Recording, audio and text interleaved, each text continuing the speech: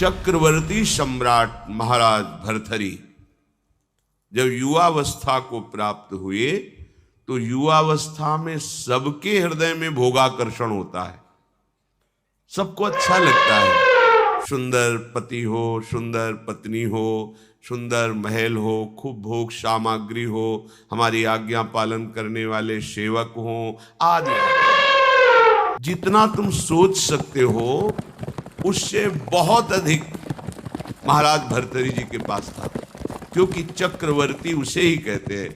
भूमंडल में एक छत्र राज, जहां से सूर्य उदय होता है और जहां सूर्य अस्ताचल को जाते हैं वहां तक उनका एक छत्र स्वामित्व। छोटे भाई विक्रमादित्य महान बलशाली, महान बुद्धिमान, कुछ कमी नहीं। यौवन अवस्था का आवेश, बार बार मन भोगों की तरफ, इंद्रियां भोगों की तरफ, क्योंकि इनका प्रमथन स्वभाव है।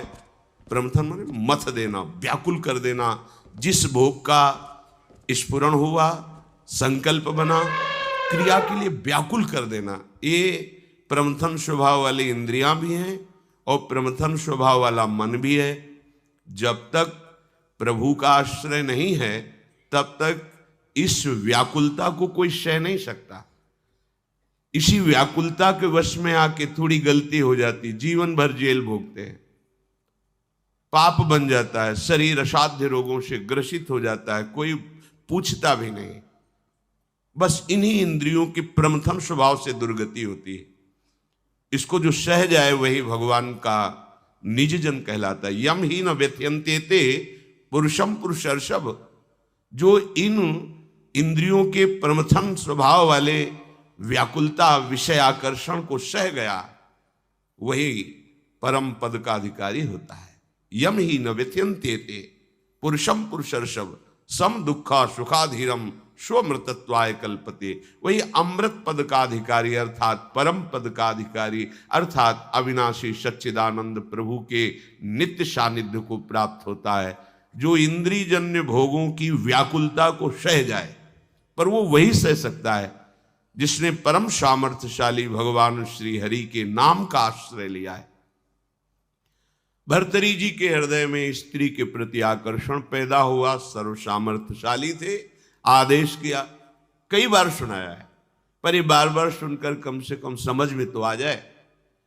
विश्व की सबसे सुंदर राजकुमारी को हमारे पास पत्नी के रूप में वर्ण करने के लिए लाया जाए। कौन नहीं चाहेगा ऐसे सम्राट, ऐसे सुंदर वैभवशाली राजा को अपना पति बनाना। एक पिंगला नाम की बहुत सुंदरी युवती को वर्ण किया भर्तृहरि जी, और मन में विचारा कि आखिरकार भोगों में क्या सुख है, इसके लिए मुझे एकांत चाहिए। विक्रमादित्य से कहा, आप राज्य शासन को संभालिए जब तक हम अनुभव नहीं कर लेते। महल में किसी भी तरह की राज दरबार की बात लेकर कोई ना आवे, मुझे स्वतंत्र छोड़ दिया जाए। राजाज्ञा, संपूर्ण भोगों की बाहुल्यता महल में। क्या कभी आग में धीरे धीरे घी डालने से आग शांत होती है क्या? ऐसे ही भोगों को भोगने से कभी कामाग्नि शांत थोड़ी होती है, और भड़कती है।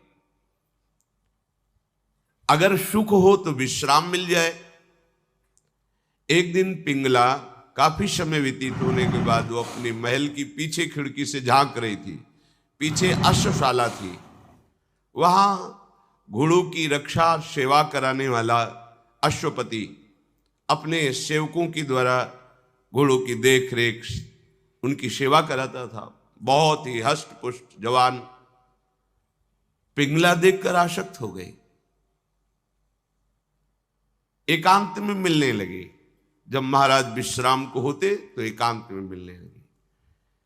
गुप्तचरों के द्वारा यह बात जब विक्रमादित्य को पता चली तो बहुत अंदर से पीड़ित हुए कि क्या करूं, अगर मैं कुछ कहता हूं तो कहीं संशय न कर लिया जाए, अगर कहता नहीं हूं तो ये राजा के प्रति बहुत ही बड़ा विश्वासघात हो रहा है, और वो मेरे भ्राता हैं, मैं ऐसा सह नहीं सकता।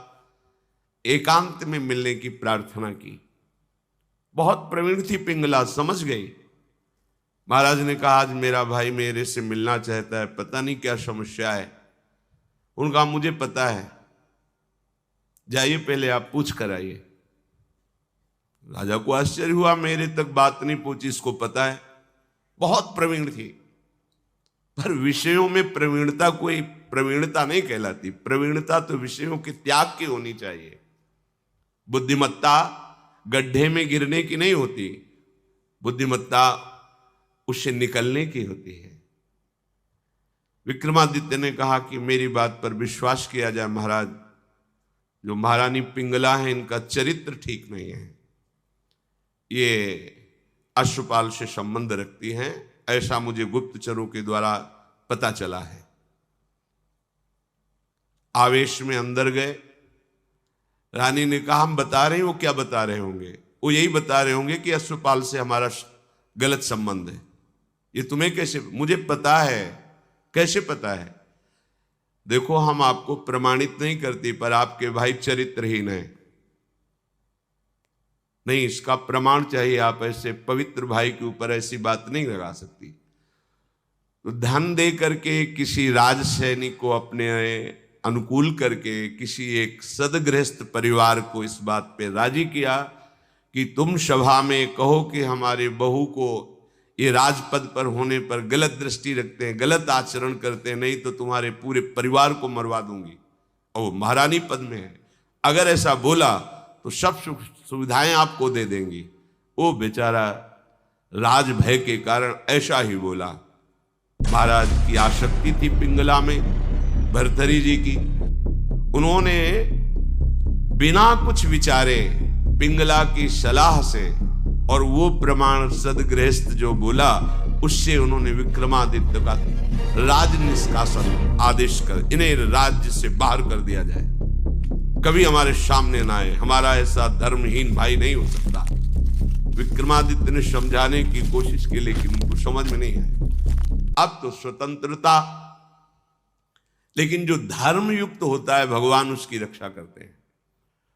एक ब्राह्मण तपस्या कर रहा था धन लाभ के लिए। देवराज इंद्र प्रकट हुए और उन्होंने कहा कि ये लो अमृत फल, और अंतर्ध्यान हो गए। ब्राह्मण ने कहा वैसे ही दरिद्र हूं, भूखे मर रहा हूं, अमर होके क्या करूंगा, मुझे तो धन चाहिए था। तो चलो विचार आया भगवत प्रेरणा से कि ये फल हम महाराज भर्तरी जी को दे देते हैं। अगर धर्मात्मा राजा बहुत काल तक अमर रहेगा तो प्रजा सुखी रहेगी। राज दरबार में तपस्वी ब्राह्मणों के लिए कहीं कोई रोक टोक नहीं थी। वो गए महल में, मिलने की आकांक्षा की, तुरंत आदर सहित महाराज भर्तरी उपस्थित हुए। आज्ञा कीजिए। और उनका हमने तपस्या की थी धन प्राप्ति के लिए, पर मिला ये मुझे अमृत फल, क्या करूंगा अमर होकर, वैसे ही गरीब हूं।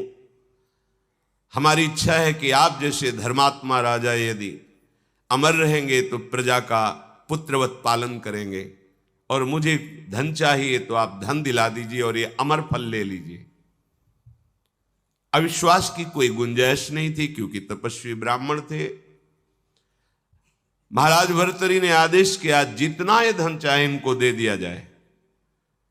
अमर फल लेकर एकांत में विचार किया कि मेरा संपूर्ण मन तो पिंगला में लगा हुआ है, मैं अमर होकर क्या करूंगा। यदि पिंगला अमर हो जाए तो जब तक जीवित रहूंगा ये हमारे साथ रहेगी।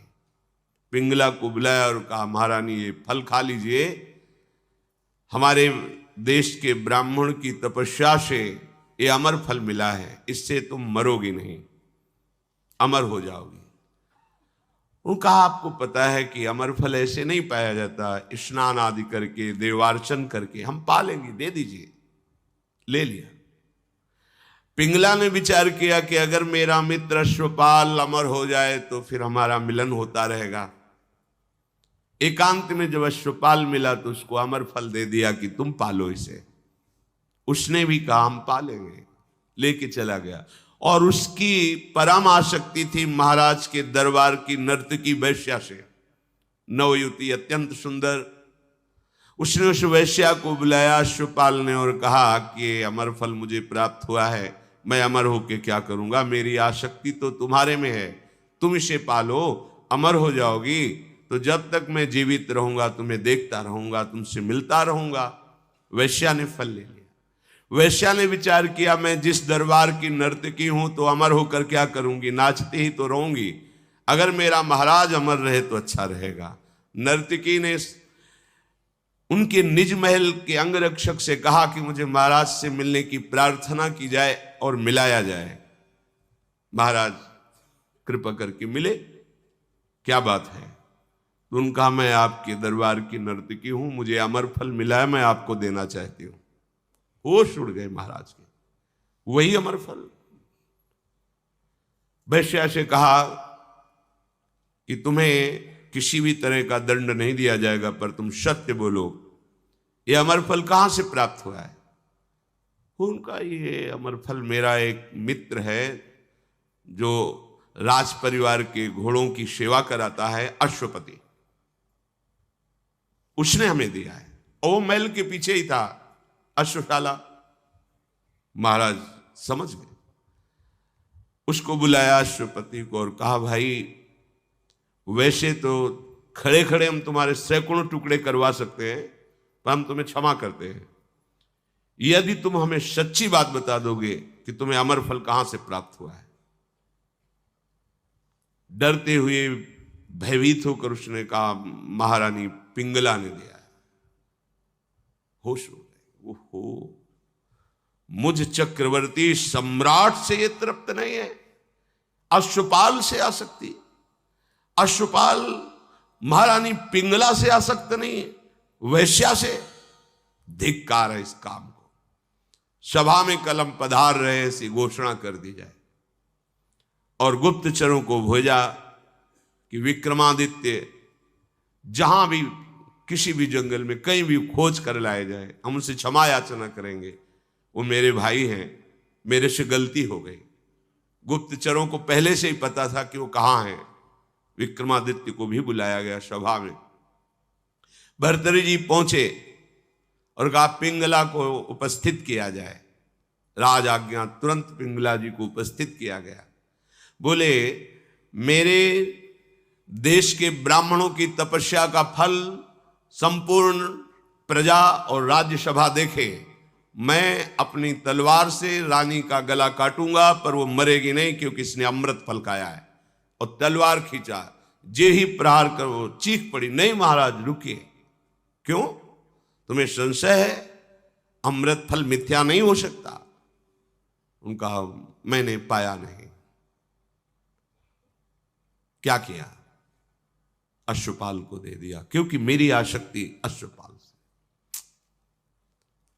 कुछ न किसी से फिर नहीं बोले। राज मुकुट सिंहासन पर रखकर और कहा, विक्रमादित्य तुम इसका पालन करना, मैं ऐसे निकृष्ट संसार का आश्रय नहीं लूंगा। धिक्कार है। कैसा ये काम है जो मुझ चक्रवर्ती सम्राट से ये पिंगला तृप्ति का अनुभव नहीं कर पाई, विश्राम नहीं मान पाई। ये अश्वपाल से, अश्वपाल महारानी से नहीं, एक वैश्या से। धिक्कार इस काम की वृत्ति को, धिक्कार इस झूठे संसार के प्यार को। और घोर वैराग्य में जीवन व्यतीत किया और भगवान शंकर का साक्षात्कार करके ये वरदान मांगा कि कभी मुझे सम्मान से भिक्षा भी ना मिले, क्योंकि ये सम्मान ही संसार के राग को पुष्ट करता है।